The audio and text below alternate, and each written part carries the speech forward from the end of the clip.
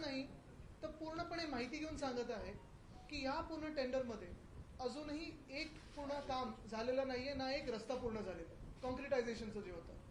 आपल्याला आठवत असेल की 2021-22 याचं काम जे होतं ते मागच्या ह्या मिंदे सरकारनी थोडं हळू केलेलं आहे. 22मध्ये टेंडरच निघाले नाहीत, जे ऑगस्टमध्ये निघालं ते परत डिसेंबरमध्ये निघालं. पण जे कॉन्ट्रॅक्टर मित्र त्यांना आवडलं नाही म्हणून हे 2023चं टेंडर जे मागच्या वर्षीचं होतं. बरं, ह्याच टेंडरमध्ये 2023च्या दक्षिण मुंबईतला जो एक कॉन्ट्रॅक्टर आहे त्यांनी काम अर्धवट सोडलं की त्याला काढलं की चौकशी लागली हे अजून कुठेही स्पष्ट झालेलं नाहीये. मग त्याला ब्लॅकलिस्ट केलं आहे की नाही केलंय हे अजून बीएमसी सांगू शकत नाहीये. आणि त्याच्याही पुढे जाऊन जी काही प्रत्येक ह्या 5 कॉन्ट्रॅक्टर्सना पेनल्टी लागलेली, दंड लागलेला आहे, तो दंड आकारण्यात आलेला आहे का हा अजून प्रश्न बीएमसीने याचं उत्तर दिलेलं नाही, अनुत्तरित सोडलेलं आहे.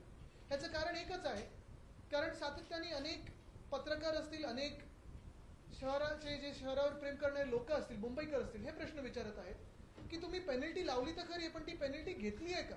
पेनल्टी लावणं आणि पेनल्टी घेण्याच्यात खूप फरक आहे. पण मला वाटत नाही अजून पेनल्टी लावली असेल.